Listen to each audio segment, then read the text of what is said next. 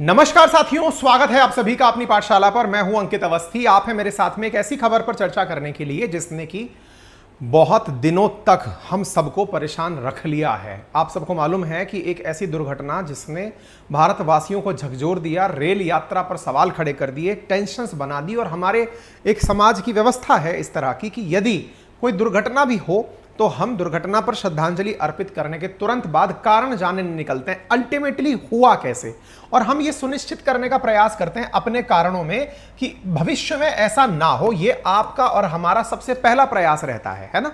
तो इसी क्रम में आज के सेशन में हम बताने जा रहे हैं कि जो हाल ही के अंदर उड़ीसा में रेल हादसा हुआ जिसके मरने वालों की संख्या लगभग 250 हो गई है, वहां पर एक बड़ा प्रश्न निकल कर आया है और वो है इंटरलॉकिंग, यानी इलेक्ट्रॉनिक इंटरलॉकिंग, जिसकी वजह से ये दिक्कत हुई है। तो आज के सेशन में हम ये टेक्निकल बात भी समझेंगे, लेकिन सेशन को शुरू करें उससे पहले आपको अपडेट दे दें अब तक की इस पूरी घटना का।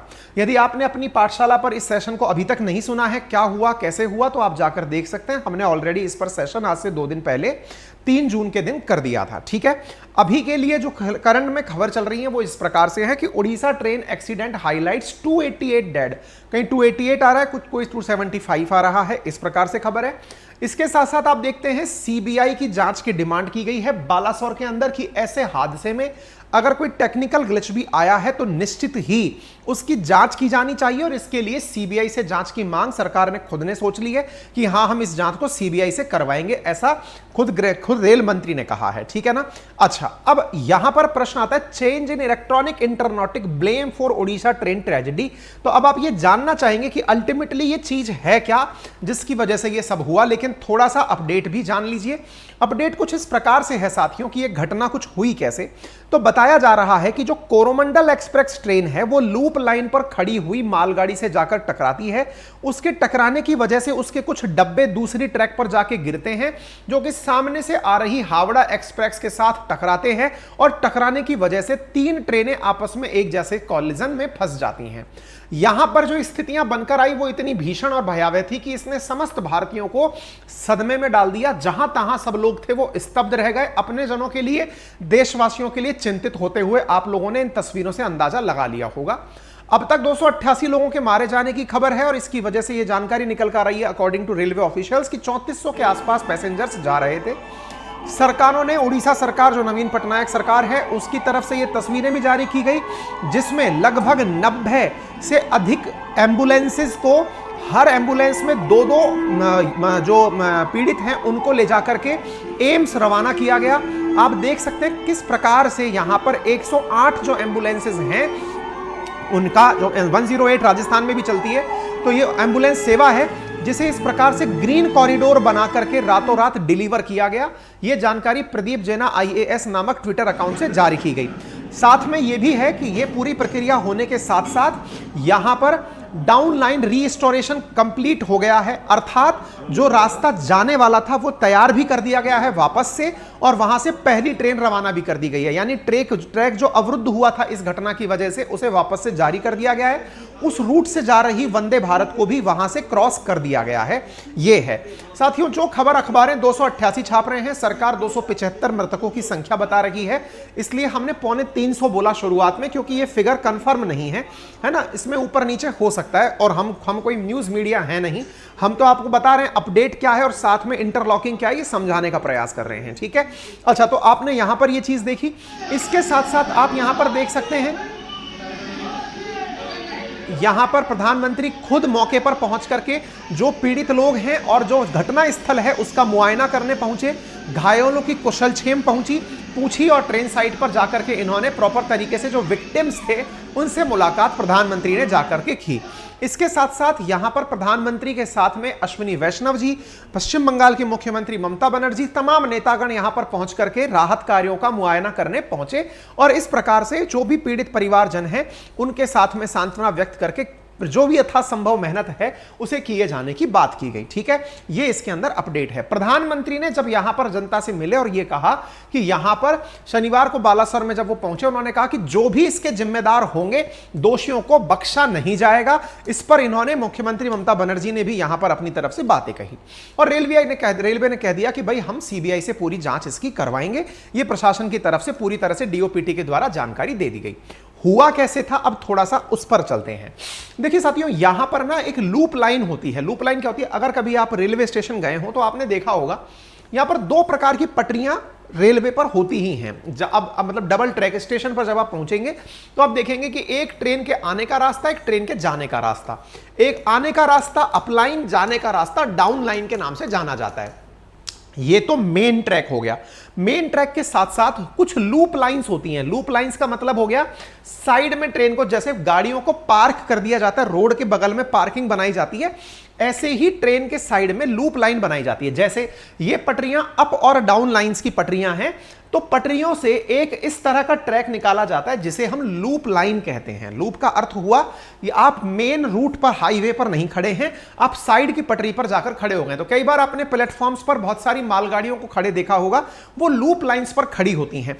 और जो बीच का रास्ता होता है जहां से कोई भी ट्रेन एकदम थ्रू निकलती है, वो मेन हाईवे होता है। सामान्यतः जंक्शंस जो होते हैं वो लूप लाइन पर बने होते हैं और कई लूप लाइंस बड़े प्लेटफॉर्म्स पर बनाई जाती हैं। ऐसे ही यहां पर जहां दुर्घटना हुई बालासोर में, वहां पर लूप लाइन पर एक मालगाड़ी खड़ी हुई थी। उस मालगाड़ी के साथ, मालगाड़ी अपनी जगह खड़ी हुई है, गुड्स ट्रेन अपनी जगह खड़ी हुई है, कोरोमंडल एक्सप्रेस आती है और वो खुद भी लूप लाइन पर मुड़ जाती है। अब बड़ा सवाल यह बना कि कोरोमंडल लूप लाइन पर मुड़ी कैसे?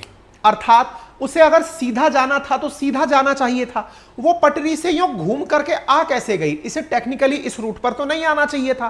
तो यहां पर आने में इस वाली जो जगह है ना, ये वाली जो जगह है, यहीं पर इलेक्ट्रॉनिक इंटरचेंजिंग सिस्टम जिस पर सवाल खड़े किए जा रहे हैं, वो यहीं पर लगा हुआ होता है कि पटरी, आफ्टर ऑल, मैंने आपको जिस दिन दुर्घटना हुई थी उस दिन भी कहा था कि जो ड्राइवर होता है ना, पायलट जिसे आप कहते हैं, वो गाड़ी घुमाता नहीं है। गाड़ी घुमाने का काम तो बैठा हुआ सिग्नल स्टाफ करता है, जो कि जंक्शन पर बैठा हुआ है, स्टेशन पर बैठा हुआ है। वो सिग्नल स्टाफ खुद से पटरियों को घुमा देता है, गाड़ी अपने आप उस ट्रैक पर चल जाती है। ड्राइवर के हाथ में गाड़ी को तेज करना और धीरे करना होता है, हॉर्न मारना होता है, आपातकाल में ब्रेक लेने होते हैं। अदरवाइज हर चीज स्टेशन से कंट्रोल हो रही होती है। ऐसी स्थिति में यह इलेक्ट्रॉनिक सिस्टम ड्राइवर की गलती से नहीं हुआ है, यह स्टेशन पर बैठा हुआ जो व्यक्ति है उसने गड़बड़ की है। ठीक है ना? अभी कहां हुआ? तो साहब ये ट्रेन घूम करके इस लूप लाइन में खड़ी मालगाड़ी से टकराती है।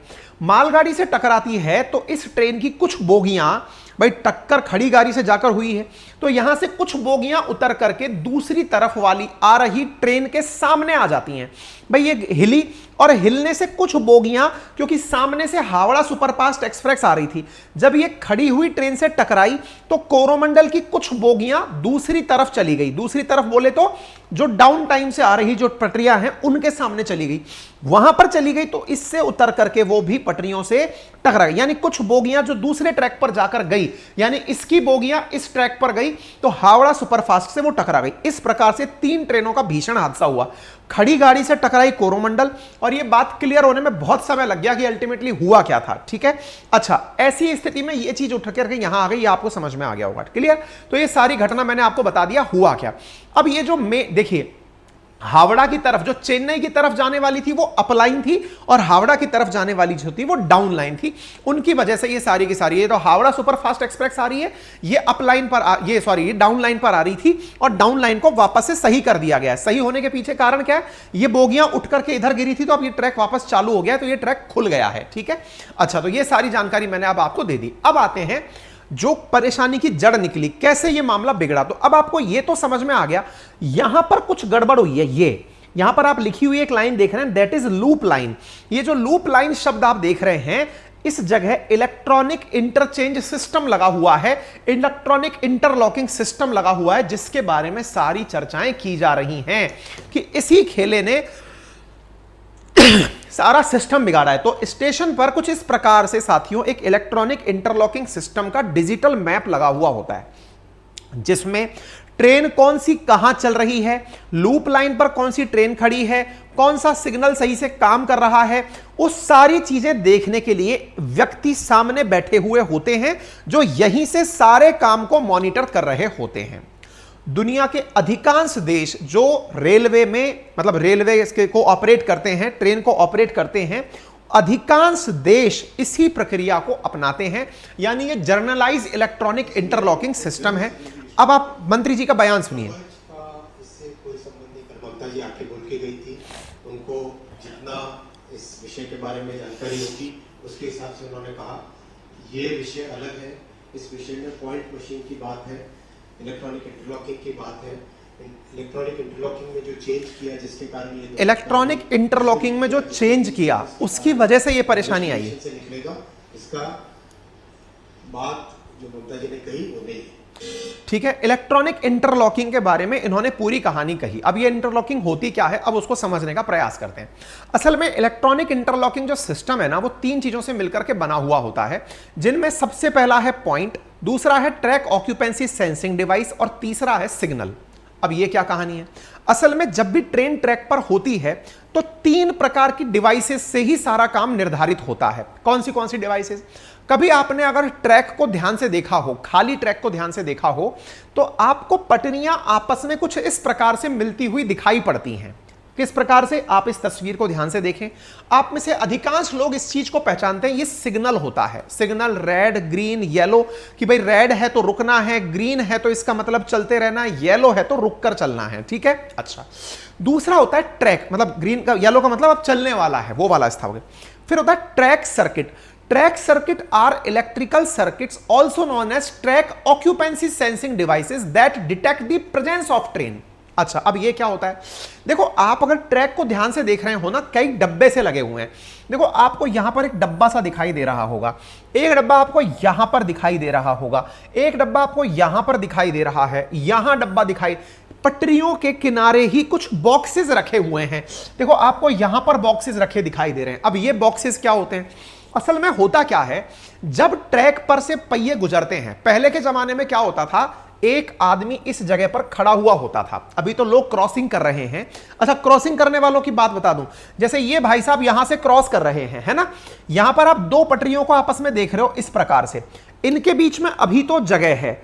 जंक्शन पे बैठा हुआ कोई व्यक्ति जिसने बटन दबाया, वो ये दोनों पटरियों को एक साथ क्लब कर देगा ना, अगर क्लब कर देगा तो ट्रैक इस पर चली जाएगी ट्रेन, और इन भाई साहब का पैर उसी में फंसा रह जाएगा। तो कई बार आपने देखा होगा, पटरी क्रॉस करते करते भी कई लोगों के पैर ट्रेन के ट्रैक में फंसे रह जाते हैं। तो वो कैसे फंसते हैं? वो इस इंटरलॉकिंग वाली जगह पर पैर गिरने से फंसता है, नंबर 1। खैर, वो बाद में बताएंगे, फिलहाल के लिए क्या है। तो पहले क्या होता था, मैनुअली ये काम होता था। क्या? एक आदमी होता था जो लीवर पकड़ करके जोर से खींचता था, जट से, और वो खींच करके पटरियों को मर्ज करता था। और एक आदमी होता था जो बैठ करके ट्रैक के बारे में सूचना आगे देता था कि हां साहब, ट्रेन पूरी निकल गई। अब क्या कर दिया, अब सेंसिंग डिवाइसेस लगा दी। सेंसिंग डिवाइसेस कैसे? जो ट्रेन की बोगी है ना, उसके नीचे एक्सल्स यानी जो पहिए लगे हुए हैं, उनकी काउंटिंग करने के लिए मशीन लगाई गई है। काउंटिंग कैसे होती है? उसको पता है जितने एक्सल निकले उसमें उतना प्रेशर पड़ता जाएगा, धड़ाधड़ भी निकले उसमें प्रेशर पड़ता चला जाएगा, और वो काउंटिंग करा लेगा। काउंटिंग करा लेगा का मतलब है भाई 150 एक्सल निकल गए, यानी कि 75 सेट ऑफ एक्सल्स निकल गए। 75 सेट ऑफ एक्सल्स निकल गए, इसका मतलब 75 डब्बे क्रॉस हो गए। इस प्रकार से काउंटिंग मशीन लगी हुई होती है एक, जो ये पता लगाती है, जिसे आप लोग कहते हैं ट्रैक सर्किट। ट्रैक सर्किट का क्या काम होता है?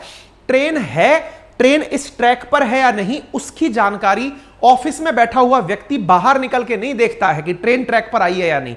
वो ट्रैक सिग्नल से चेक करता है कि इतने एक्सल कौन सी पटरी पर से गुजरे, वहां पर वो देख लेता है कि हां भाई ट्रेन इस ट्रैक पर चल रही है, नंबर 1। तीसरा होता है एक पॉइंट डिटेक्शन सिस्टम। अब वो क्या होता है? ये पॉइंट सिस्टम जो है ना, यही सबसे खतरनाक चीज है जिसने सारा काम बिगाड़ा है इलेक्ट्रॉनिक इंटरचेंज सिस्टम में। वो क्या है? ये ट्रेन को ट्रैक चेंज करने में मदद करता है। अब इसको हम समझाते हैं आपको एक वीडियो के माध्यम से। देखो, ये रही पॉइंट मशीन। पॉइंट मशीन, ये जो मैंने तस्वीर दिखाई थी ना आपको, ये वाली, जहां पर पटरियां आपस में एक दूसरे के साथ मर्ज हो रही हैं। अब आप इसको यहां पर देखिए, ये एक पॉइंट मशीन जैसी पटरी के किनारे रखी हुई है। देखो ये रखी हुई मशीन, ठीक है ना, ये जो मशीन रखी हुई है ना यहां पे, अब इसको देखो आप, ये ट्रैक सीधा सीधा गुजरने के लिए जा रहा है, ये रहा ट्रैक। अब दूसरा ट्रैक यूं जा रहा है, ये देख लीजिए आप। अब होता क्या है, ये ट्रेन सीधी जाने के लिए निकल रही है, ये ट्रेन इधर जाने के लिए निकल रही है ना, दोनों में से किधर जाएगी वो ये मशीन डिसाइड करेगी।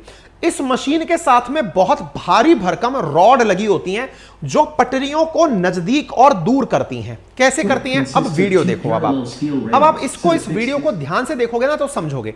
देखो ये अपने एक्सल्स हैं, गाड़ी के पहिए हैं, पटरियों पर चलते हुए जा रहे हैं। पहिए का जो अंदर वाला साइड होता है ना वो लंबा सा होता है। देखो ये पीछे की तरफ से अंदर की तरफ से लंबा सा साइड होता है। अब देखो ये पटरी का मुंह खुला हुआ है। अब अगर ये पॉइंट मशीन इसे इस तरफ चिपका देगी तो ये साइड से घूम करके ट्रेन इधर चल देगी। ये देखिए यहां पर पटरियों की नोज देखो, ये जो शिफ्टिंग हो रही है ना, आप कई बार जब ट्रेन में बैठे होते हैं तो चू चू की आवाजें आ रही होती हैं। वो चू चू की आवाजें असल में इसी कारण से आ रही होती हैं। देखो ये पटरियां इधर से उधर जो हो रही है ना, बस सारा खेला इसी का है। यानी अगर ट्रेन सीधी निकालनी है तो ये इधर सरका देते हैं, ट्रेन सीधी निकल गई। ट्रेन को घुमाना है तो इसको दूसरी तरफ घुमा दिया, ट्रेन दूसरी दिशा में निकल गई। यानी पूरी कहानी असल मायने में इस पहिए में इस ट्रैक पर लगे हुए ये जो लोहे की पॉइंट ब्लेड्स है ना, ये जिस भी दिशा में जाएंगी गाड़ी उधर घूम जाएगी। यानी इस पूरी घटना का जो मास्टरमाइंड है वो ये पॉइंट ब्लेड है, नथिंग एल्स।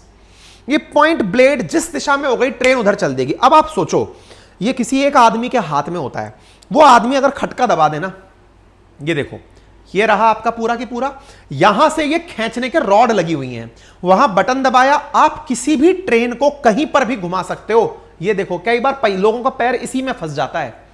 ये देखो आप समझ गए। अब आप अगर इस बात को समझ रहे हो तो यहां पर मतलब एक बालक बोल रहा है हमें तो लगता था ड्राइवर ट्रैक चेंज करता है ना भाई, ये पॉइंट मशीन चेंज करती है सारा की सारा कारनामा। ये देखो ये यहां से ऊपर नीचे सक्शन करेगा और ये पूरा की पूरा पॉइंट ऑपरेटिंग इक्विपमेंट है जो खींच करके पहले ये इंसान करा करते थे खड़े हुए वहां पर, अब मशीनें करने लग गई और इस प्रकार से ट्रैक या तो सीधे या उल्टे। अब आप समझो कि मालगाड़ी जहां खड़ी हुई है, अब देखो कई बार क्रॉसिंग के समय आपके चू चू की जो आवाजें सुनाई देती है ना, वो असल में इस पे सुनाई देती है जब पटरियां अपना ट्रैक चेंज कर रही होती हैं। स्टेशन पर आपने देखा होगा ट्रेन बदलकर दूसरी ट्रैक पर जा रही होती है तो इनकी वजह से घिसावट की जो आवाज आती है, घर्षण की जो आवाज आती है ना, वो अक्सर में इनके कारण आवाज आती है। आ गई कहानी समझ में। इस प्रकार से एक नोज जैसी बनी होती है, देखो ये नोज रही बीच में ये बनी हुई है ना, इसका सारा रोल इसी का ही है। ट्रेन सीधी जाएगी, ट्रेन घूमकर जाएगी, सारा खेल इसी का होता है। समझ गए। वो एक लीवर है, देखो ट्रेन सीधी निकालनी है, सीधी निकल गई, वो दूसरी तरफ चिपक गया तो भाई साहब दूसरी तरफ से डिटैच हो गई, गाड़ी इधर घूम गई। सारा खेला एक्सल से हो रहा है। हमें लगता है ड्राइवर घुमा रहा है, घुमा भाई साहब जंक्शन पे बैठा हुआ आदमी रहा है, उसके हाथ में है वो जिस तरह गाड़ी मोड़े। ये देखो इन दोनों को मिलाया, सीधा ट्रैक निकल गया, इधर इन दोनों को मिलाया, ट्रैक इधर निकल गया। तो अब आगे बात समझ में। यानी कि इस घटना में जो भी कार्यक्रम ये हुआ है, यहां दो बातें निकल कर आई। पहला, किसी ने गाड़ी को गलत दिशा में घुमाया है। अब किसी ने घुमाया है, इसका मतलब इस विषय पर जांच की जानी चाहिए, किसने घुमाया है। इसीलिए कहा गया कि इस विषय की सीबीआई जांच कह दी गई है, क्योंकि यह मैनुअल काम हो सकता है। या तो कोई जनाब ऐसे थे जिन्होंने सेंसिंग डिवाइस कह रही है कि इस पर ऑलरेडी हमने आपको डिवाइसेस जो बताई, आप सोचिए ये जो ट्रैक सर्किट नामक मशीन थी जिसको इलेक्ट्रॉनिक सर्किट मशीन कहा गया है, ये तो बकायदा काउंट करके बताती है कि कितने पहिए निकल गए। इसको तो पहले से पता था कि लूप लाइन पर ऑलरेडी कोई ट्रेन खड़ी हुई है, और जब ऑलरेडी खड़ी हुई है तो फिर वो घूमकर उस तरफ कैसे गई। आप सोचिए ये सिस्टम 99.9% एरर फ्री है। 99.9% एरर फ्री है का मतलब है इन तीनों में से एक भी चीज गड़बड़ होती है ना, एक भी, चाहे सिग्नल गड़बड़ हो जाए, ट्रैक गड़बड़ हो जाए, पॉइंट गड़बड़ हो जाए, तो ये जो सिस्टम लगा हुआ है ना, ये पूरी तरह रेड हो जाता है। यानी कि ग्रीन लाइन पूरी तरह रेड हो जाती है। एक भी जगह अगर बटन दबाया और वो काम नहीं हो रहा है तो ये अपने आप रेड हो जाएगा। और ट्रेन को आपने कई बार देखा होगा, ट्रेन को परमिशन नहीं मिलती, ट्रेन बाहर ही खड़ी रह जाती है। बहुत बार जब बड़े जंक्शंस पर आप जाएंगे, जैसे कानपुर जब हम जाया करते थे, हम देखते थे प्रैक्टिस सी हो गई थी, कानपुर जंक्शन पे आने से पहले ट्रेनें खड़ी रहेंगी ही रहेंगी, बाहर जाकर के रोक दिया जाता था, आधा आधा घंटे भी वेटिंग टाइम होता था कई बार। क्यों?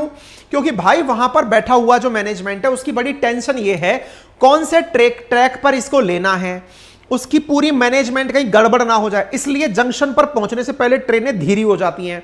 धीरे होने पर कई बार थ्रू ट्रेन जो है उसको भी बाहर खड़ा कर दिया जाता है, भाई रुक जाए एक बार, रेड सिग्नल आ जाता है। वो जो रेड सिग्नल है ना असल में वो इसी बात का है कि पॉइंट मशीन काम नहीं कर रही है या पॉइंट मशीन ने ये नहीं बताया है कि ट्रैक खाली है कि भरा है। एक बार सबसे जब आश्वस्त हो जाते हैं कि हाँ भाई ऑल खाने टिक, अब बुला लो ट्रेन को। ये बहुत बड़ा काम होता है और ये मल्टी लेवल पर सिग्नल डिपार्टमेंट जो रेलवे का है वो करता है। यानी इसका मतलब किसी एक आदमी के हाथ में भी नहीं है, उसमें पूरा मैनेजमेंट इन्वॉल्व होता है। तो अब ये देखने वाली बात है कि ये किस एंड पर गलती की गई है, यानी किसी ने उस रेड सिग्नल को भी तोड़ा है। अब ये किसने तोड़ा, क्या हुआ, अब ये जांच का विषय, इसीलिए सरकार इसमें सीबीआई जांच की मांग भी कर रही है और सीबीआई जांच की परमिशन भी कर दी गई है कि हाँ भाई सीबीआई जांच करवाओ। उम्मीद है आपको अब इंटरलॉकिंग सिस्टम समझ में आ गया होगा। डिस्प्ले पर डिपार्टमेंट को ये इस प्रकार से दिखाई देता है। उम्मीद है आप लोगों को ये बात भी क्लियर हो गई होगी, ठीक है ना। चलिए तो क्लियर हो गया, यहां तक सारी बातें मैंने आपको समझा दी। पहले सिग्नल के नाम पर तो इस तरह के झंडे दिखाए जाते थे और इस प्रकार का लीवर होता था जो पटरियों को ज्वाइन करता था, लेकिन अब ये पूरी तरह इलेक्ट्रॉनिक हो चुका है। ये कितना सिस्टम सेफ है? मैंने कहा 99.9% सिग्नल के अंदर ये सिस्टम सेफ है। दुनिया के अधिकांश देशों में इसी को यूज किया जाता है। 0.1% अब वो मैनुअल भी काम हो सकते हैं जो फेलियर हो जाए। ये रेलवे बोर्ड की मेंबर हैं जया वर्मा सिन्हा, उनका कहना है, ठीक है। अब दुनिया भर में और प्रतिक्रिया देख लो। जयशंकर साहब इन दिनों अफ्रीका की यात्रा पर हैं, उन्होंने वहां जाकर के मतलब अपनी तरफ से मौन रखा मतात्माओं के प्रति, आत्मा की शांति के लिए। राहुल गांधी जी अमेरिका की यात्रा पर हैं, उन्होंने भी लोगों के सामने मौन रखा, श्रद्धांजलि अर्पित की। अब राजनीति की बात सुन लीजिए। कांग्रेस यहां पर प्रधानमंत्री मोदी के सामने अपनी तरफ से पॉइंट रख रही है कि कवच काम क्यों नहीं किया, आपने कवच के इतने पैसे अनाउंस कर दिए। तो भाई इस ट्रैक पर कवच नहीं लगा था, सरकार ने बहुत पहले बजट में अनाउंस कर रखा है। खैर इनको भी अपोजिशन है, उनकी जिम्मेदारी है कि वो इस बात को उठाएं और सरकार के सामने सक्षम सवाल रखें। तो अपोजिशन यहां पर प्रॉपर तरीके से अपना लेटर लिखकर दे रहा है कि आप लोगों ने क्या क्या कमियां रखी, उनके बारे में चर्चा हो। फिर सरकार अपनी तरफ से आंसर दे रही है कि यूपीए सरकार के आखिरी 9 साल में 1477 रेल हादसे हुए थे और उसमें 2217 लोगों की जान गई थी, जबकि मोदी सरकार के 9 साल में केवल 638 रेल हादसे हुए हैं और 781 लोगों की मौत हुई है। उनमें ये 288 लोग शामिल नहीं है, यानी इनको भी मिला लिया जाए तो 1100 के आसपास मोदी सरकार के टाइम पर मौत हुई है और इनके समय पर 2200। तो ये दोनों एक दूसरे के साथ राजनीति खेल रहे हैं, दोनों अपनी अपनी बातें बता रहे हैं कि ममता बनर्जी के टाइम पर 1451 हादसे हुए, नीतीश कुमार के समय पे 1527 मौतें हुई और मतलब यह हादसों की संख्या और मौतों की संख्या है। लालू प्रसाद के समय पर इतनी मौतें हुई और मोदी सरकार में प्लस 288 और जोड़ दो, इस प्रकार से इनके यहां पे मौतें हुई। तो सबका अब अपना अपना ट्रैक रिकॉर्ड चल रहा है कि सबसे ज्यादा कार्यकाल किसका अच्छा रहा, ठीक है। क्या क्या काम हुआ है इस समय रेलवे पर? तो रेलवे में सभी मानव रहित क्रॉसिंग खत्म करने की बात की गई है, यानी कि जितनी भी बातें 99% अब ट्रैक्स में या तो अंडरपास दे दिया या ओवरब्रिज बना दिया गया है। 31% से 33% से बढ़ाकर 90% रेलवे के अंदर इलेक्ट्रिफिकेशन किया जा चुका है।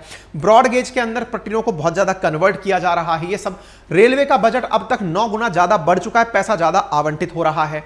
अडानी जी की बात भी सुन लीजिए। अडानी जी ने कहा है कि भाई जो भी लोग अपने परिवारजन मासूमों ने अपने अभिभावकों को खोया है उनकी स्कूली शिक्षा की जिम्मेदारी अडानी समूह लेगा, इन्होंने अपनी जारी दे दी है। सरकार के द्वारा इस ओडिशा हेल्पलाइन नंबर जारी कर दिया गया है, जिनको भी अपने परिजनों के बारे में जानकारी लेनी है वो इन नंबर्स पर जानकारी ले सकते हैं। रेल हादसों के बारे में 139 पर भी कॉल की जा सकती है, ये जानकारी आपके सामने आ गई। एक बड़ा प्रश्न जो हमारे बालकों के द्वारा उठाया जा रहा है और वो ये है कि अगर रेलवे में कर्मचारियों की संख्या पूरी रहती तो शायद इस हादसे को टाला जा सकता था, और यह प्रश्न भी बहुत ज्यादा यथार्थ है।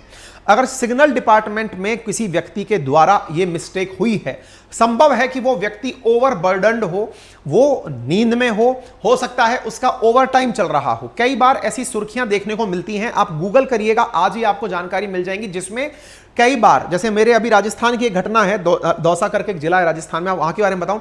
वहां पर एक ड्राइवर जो है वो गाड़ी को ट्रैक पर खड़ी करके और घर चला गया। बोले भाई मेरा ओवर टाइम 3 बार का हो गया है, पहले मैं पहुंचता हूं फिर कह दिया जाता है फिर से ट्रेन लेकर वापस चल दो, तो मैं नींद में गाड़ी चलाऊंगा तो भिड़ा दूंगा, इससे अच्छा है कि मैं गाड़ी ना चलाऊं। ट्रेन छोड़ करके वो उतर के चल दिया, हालांकि वो डिसिप्लिनरी एक्शन लायक था, लेकिन ये सोचने की आवश्यकता है कि कर्मचारियों पर बर्डन है तो रेलवे में जो ऑलरेडी परीक्षा हो रखी है, रेलवे के अंदर जो विद्यार्थियों के लिए सिलेक्शन तक हो रखा है, उनकी ज्वाइनिंग कब आएगी? जब मानव रहित, आप मानव रहित क्रॉसिंग की बात तो कर रहे हैं, लेकिन स्टाफ जो बैठा हुआ है, सेलेक्टेड है, जिन्होंने इतने 5-5 साल खपा दिए इस परीक्षा की तैयारी में, अगर वो लोग होते तो निश्चित ही ये जो आप आज मानवीय भूल की वजह से इतने मानव खो दिए, इतने करोड़ों का नुकसान हो गया, देश को इतनी क्षति हो गई, अंतरराष्ट्रीय ह्यूमिलिएशन हो गया, उससे बचा जा सकता था।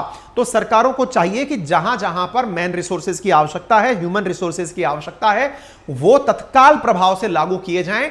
इंसान को रिप्लेस नहीं किया जा सकता। माना कि आपने टेक्नोलॉजी लगा दी, लेकिन अल्टीमेटली इंसान डिपेंडेंट ही हैं, और जिन्होंने परीक्षाएं दे दी, आपके अनुसार वैकेंसी के अनुसार भरकर सिलेक्शन ले लिया, उनकी ज्वाइनिंग के बारे में सरकार को तत्काल प्रभाव से कार्य करना चाहिए। यह सबसे इंपॉर्टेंट और जरूरी चीज है, ठीक है ना। उम्मीद है आप सभी साथी इस बात के लिए समझदार होंगे।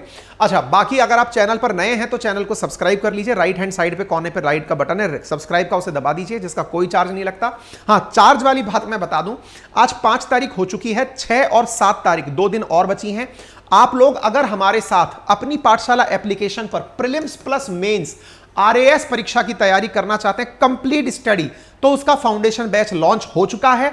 लॉन्चिंग का नाम दिया गया है, बैच का नाम दिया गया है नटराज बैच। 8 तारीख से सुबह से क्लासेस शुरू हो जाएंगी, सुबह 7 बजे से क्लासेस शुरू हो जाएंगी। मैं सोच तो रहा था 4 से 6 घंटे की क्लासेस दूंगा, लेकिन अभी जब मैं टाइम टेबल बना रहा था तो 8-8 घंटे का शेड्यूल बनकर के मेरे सामने खड़ा हुआ है। तो कमर कस के तैयार हो जाइए अगर आप चाहते हैं तो। बड़ी सारी एडुकेटर्स की टीम, और तो और आज अगर आप चाहिए तो अपनी पाठशाला एप्लीकेशन पर जाइए, वहां पर रवि अग्रहारी सर, जो कि साइंस एंड टेक्नोलॉजी में काफी फेमस नाम है यूपीएससी के स्टूडेंट्स के बीच में, उनके वीडियोस भी डल चुके हैं डेमो के अंदर। उनका टेक्नोलॉजी वाला सेक्शन आप लोगों को कराया जाएगा।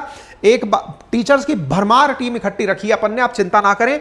बढ़िया बढ़िया शिक्षक, सारे टीचर्स के डेमो डल चुके हैं ऑलमोस्ट। आप जाकर देखिए, डेमो वीडियो देखिए, आपको समझ में आता है, लेना है तो लीजिए, नहीं तो कोई दिक्कत नहीं है। क्योंकि 7500 रुपए, जहां ऑफलाइन की फीस 1 लाख रुपए है, बड़ी बड़ी कोचिंगों ने ऑनलाइन फीस 70-70 हजार रुपए रखी है, वहां हमने 7500 रुपए में ये पहाड़ जैसा सिलेबस, और वो भी 2-2, 3-3 सेट ऑफ फैकल्टीज के साथ आपके सामने प्रस्तुत कर दिया है। यदि आपको लगता है कि आप उसके लिए मतलब तैयार हैं तो तैयार हो जाइए, क्योंकि राजस्थान स्टेट पीसीएस की परीक्षा कभी भी घोषित हो सकती है, ठीक है ना। टीचर्स के बारे में मैंने बता दिया। प्रीलिम्स प्लस मेंस की तैयारी हम कराएंगे। सोच तो रहे थे 4 से 6 घंटे का बैच होगा, लेकिन असल में यह लंबा सेशन चलने वाला है, क्योंकि सिलेबस पहाड़ जैसा है भाई। 17 सब्जेक्ट हैं, जिनमें से शुरुआत में हम प्रीलिम्स के साथ साथ हिंदी, इंग्लिश और मैथ, रीजनिंग शुरुआत से ही शुरू कर रहे हैं। तो आप लोगों को कमर कस के बैठना पड़ेगा। जो भी विद्यार्थी इस परीक्षा की तैयारी में उतर रहे हैं, 7 तारीख की नाइट तक नोटिफिकेशन के माध्यम से आपको सूचित कर दिया जाएगा कि शेड्यूल क्या होगा। यूट्यूब पर भी सेशन डाल दिए जाएंगे कि शेड्यूल क्या होगा। आप कम्युनिटी पोस्ट के आधार पर अपनी शेड्यूल्स को देख सकते हैं, कब कब किसकी क्लासेस होंगी, सारे शेड्यूल्स वहां पर डाल दिए जाएंगे, ठीक है ना। तो जिन्हें ज्वाइन करना है तत्काल प्रभाव से ज्वाइन कर लीजिए। 7 तारीख के बाद में कोर्सेज की फीस 15,000 रुपए हो जाएगी। 15,000 रुपए वैसे मतलब टेक्निकली हमारे लिए 15,000 घर में पड़ रही है। 7500 रुपए हमने 7 दिन के लिए ही कोर्स रखा है। ओरिजिनल कीमत इसकी 15,000 रुपए है, कंप्लीट कोर्स की जो हमने रखी है। डेमो हमने सबके डाल दिए हैं, बढ़िया से जाकर के आप देख सकते हैं। एप्लीकेशन पर जाएंगे तो डेमो वाले ऑप्शन में जाकर देख लेंगे, परचेज पर जाएंगे तो परचेज कोर्स में जाकर कोर्स परचेज कर सकते हैं। डेमो में सबके हमने बहुत सारे वीडियो डाल दिए हैं नटराज बैच के नाम से। आप यहां पर जाकर के टीचर्स को डेमो देख लो, कौन कौन पढ़ाने वाला है, क्या करने वाला है। हां, और अगर कोई बहुत ज्यादा परेशानी आ जाए, देखिए आपसे गुजारिश है, हमारी सारी की सारी जो कॉल सेंटर लाइंस हैं वो ओवर ऑक्यूपाइड चल रही हैं। भगवान की दया से आप लोगों का जबरदस्त हमें समर्थन मिला है। आपसे गुजारिश है कि इन्हें केवल तभी कॉल करें, क्योंकि हो सकता है आपको आधा घंटे वेट करना पड़ जाए। समटाइम्स ऐसा भी हो रहा है, बच्चे वेटिंग में रह रहे हैं, लंबा समय से कॉल सेंटर काम कर रहा है।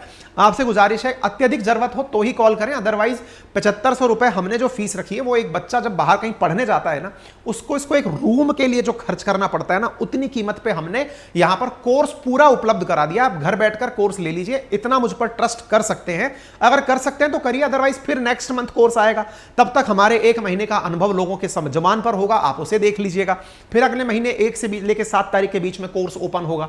कोर्स ओपन होगा से मतलब है कि विद्यार्थियों की मांग पर फिर हम कुछ ना कुछ डिमांड तो उस समय पूरी करेंगे, है ना। तो आपको चाहिए तब ले लेगा। फाउंडेशन बैच के विद्यार्थी जो मुझसे सारथी बैच पढ़ना चाहते हैं, जो मेरे साथ में इंडियन ज्योग्राफी खत्म कर रहे थे, अब मैं इंडियन इकोनॉमी शुरू करूंगा, उन बालकों के लिए बता दूं कि उनके लिए 15 तारीख से अपनी एप्लीकेशन पर कोर्सेज ओपन होंगे। वो परेशान ना हो, बार बार कॉल करके कॉल सेंटर पे सारथी बैच की डिमांड ना करें। वो आपके लिए ओपन होगा। कब से ओपन होगा? तो 15 तारीख से ओपन होगा, ठीक है। परेशान ना हो, और कॉल सेंटर के नंबर तो हैं, लेकिन इसे जरूरत पड़ने पर ही यूज करें। 1 से लेकर 7 तारीख के बीच में हमारी जो ई बुक है वो भी डाउनलोड करने के लिए उपलब्ध है। आप इन्हें मात्र 30 रुपए में पूरे लास्ट मंथ का करंट अफेयर ले सकते हैं। एक और जरूरी सूचना जान लीजिए, कल से हमारे प्लेटफॉर्म अपनी पाठशाला इसी वाले YouTube चैनल पर आप लोगों के लिए वन लाइनर क्वेश्चंस जो वनडे एग्जामिनेशन के लिए काम के हैं 10 से 15 मिनट का एक सेशन में रिकॉर्ड करके डाल दूंगा, मैं डाल दूंगा या किसी टीचर से डलवा दूंगा। लेकिन आपको पर डे जो वन लाइनर क्वेश्चंस हैं अब वो भी आपको मिलने प्रारंभ हो जाएंगे, उसके लिए भी आप परेशान ना हो। तो सबसे काम की चीज क्या है, अपनी पाठशाला कहां पर उपलब्ध है, गूगल प्ले स्टोर पर, एप्पल स्टोर पर, विंडो एप्ले पर, सब पर उपलब्ध है। बढ़िया से जाइए, बढ़िया से पढ़िए। और बच्चों ने असीम प्यार दिया है हमें जनाब, हमें 4.9 स्टार रेटिंग मिली है, बच्चों ने बहुत प्यार दिया, 11,000 से ज्यादा कमेंट्स हैं, आप जाकर देख सकते हैं। भगवान की दया से बच्चों ने हमें खूब समर्थन दिया है, आप जाकर वहां से चेक कर सकते हैं। ठीक है, चलिए साहब, तो फिलहाल के लिए इतना ही, धन्यवाद।